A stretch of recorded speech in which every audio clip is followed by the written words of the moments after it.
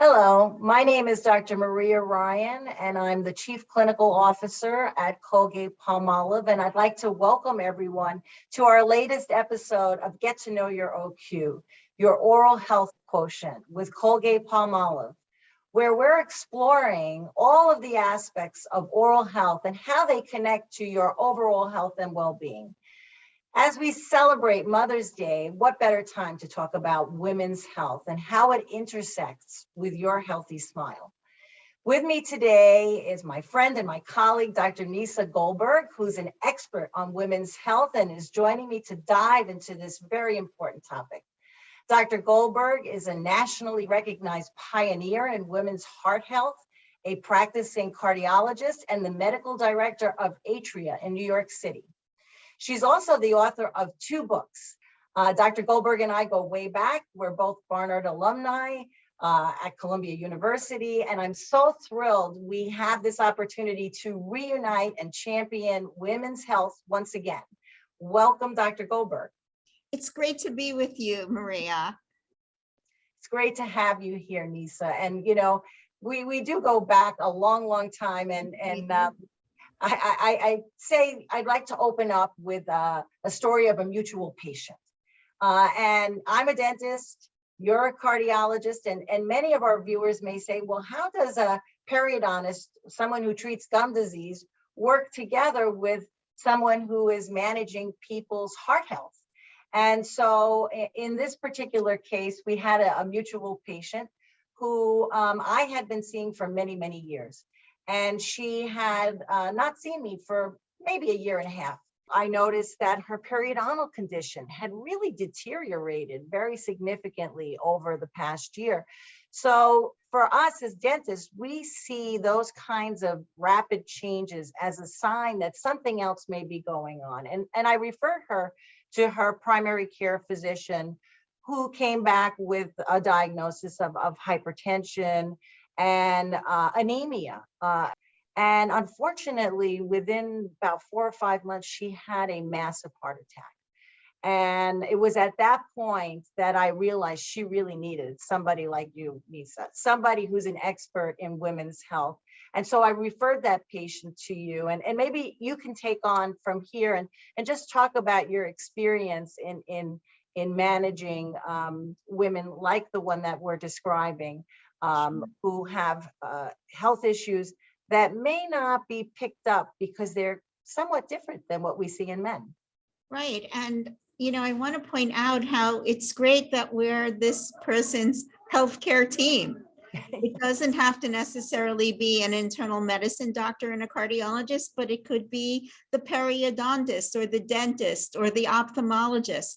We're all taking shared, responsibility for this person's care. And I think you did a great job in referring her to her doctor so to get risk factors for heart disease fixed. But, you know, when I take care of a woman, particularly a young woman like this patient, who's had an early heart attack, we look for the standard risk factors like high blood pressure, diabetes, cigarette smoking, lack of exercise, obesity, and family history. But sometimes young women don't come in with these risks, and we have to think out of the box. Things like, do they have a history of autoimmune disease, or earlier in life, did they have pregnancy-related conditions? And now, which is a big area, there's a flurry of research on the issue of periodontal disease and coronary heart disease, the disease that predisposes you to a heart attack. So it's really important that together we are not only raising awareness of heart disease as being a leading women's healthcare issue, but also raising awareness that oral health is part of our general health.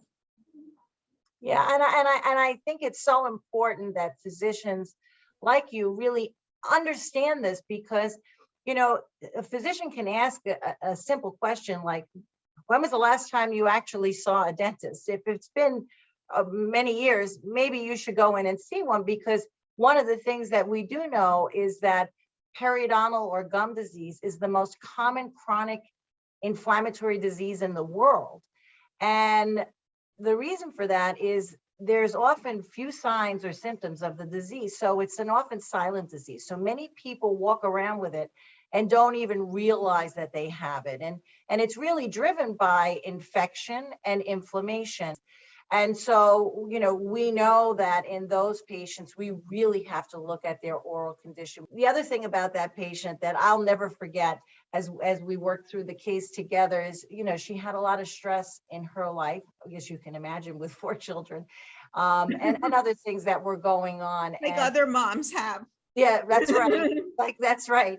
And so one of the discussions we had was about controlling, trying to manage that kind of stress that you have, because stress in and of itself can increase your risk for heart disease, for gum disease, like you mentioned with smoking and other risk factors that really overlap with the diseases that we're both treating. And, I think one of the other things we see about that's unique to women is that we undergo hormonal changes throughout our lives, from puberty all the way through menopause. And I can say for sure that we know that in the oral cavity, those fluctuations in hormones can increase a person's risk for having gingivitis or gum inflammation, or more severe forms of the disease like periodontal disease, where you lose the bone that supports the tooth. That will eventually lead to tooth loss. And so we know that in women, before they become pregnant, we tell them you need to have really good oral health, because periodontal disease can increase your risk for adverse pregnancy outcomes. So it's important to take care of it before, and even if not before, during your pregnancy, it needs to be addressed.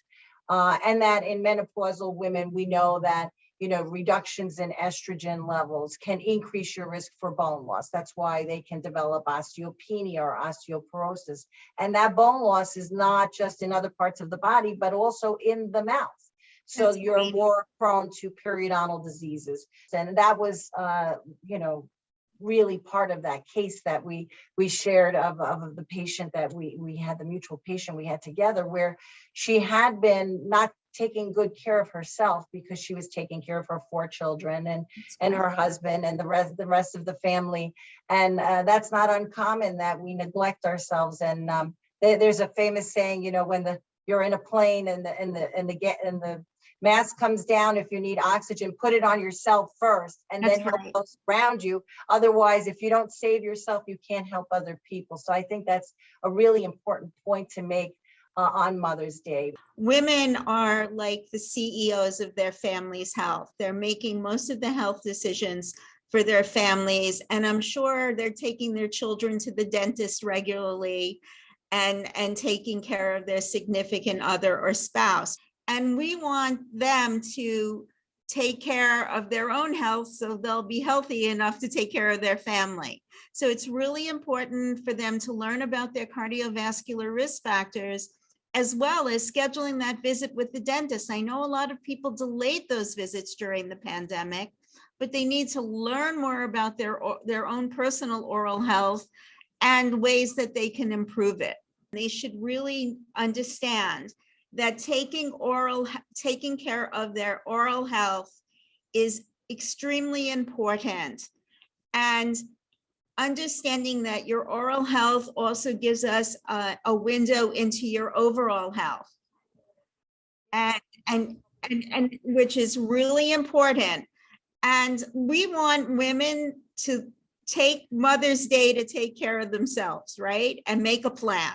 Yeah, absolutely. And I think that that's a great takeaway for all the moms and all the women and all the people who are out there. It's really important that you keep up and really reduce risk for all of these diseases. And that comes with really understanding these connections. And that's why, I'd encourage everyone to visit knowyouroq.com, and the QR code is on the screen. And you can learn more about these links between oral health and your overall health and well-being. And on knowyouroq.com, you can brush up on your oral care and promote a healthier future, because we know that a healthy future starts with a healthy mouth, for mothers, for caregivers, and for their children. And even when it comes, we spend a lot of time talking about periodontal diseases, but even cavities. We tell moms, make sure you take care of your oral condition, because children aren't born with the bacteria that cause cavities. Right. They actually get it transmitted from caregivers like moms. So you have to have really good oral health before becoming pregnant, and certainly after. Lead by example for your children. So Dr. Goldberg, before we wrap up, can you share some quick tips, some simple actions that women can consider starting today to take care of their mouths, their hearts, and their overall health? That's right. Plan your checkup, not only for your heart health, but also for your oral health, because these are two things that may be linked, but in fact, you want to keep your teeth and you want to have a healthy heart. So the best way to do that is to see your dentist and to see your primary care doctor or cardiologist. And I want to tell all those moms, I want to wish all those moms out there a happy Mother's Day, and that in order to take care of your families, you need to take care of yourself. Thank you. And I'd encourage everyone to visit knowyouroq.com. And the QR code can be found on the screen to learn more about the links between oral health and your overall health and well-being. And on knowyouroq.com, you can brush up on your oral care and promote a healthy future. And I too wish all the moms out there a happy Mother's Day. And I thank you, Dr. Goldberg, for joining me for this episode of Get to Know Your OQ with Colgate-Palmolive. It's a pleasure having you here to share your vast knowledge with all of those who watch. Thanks so much.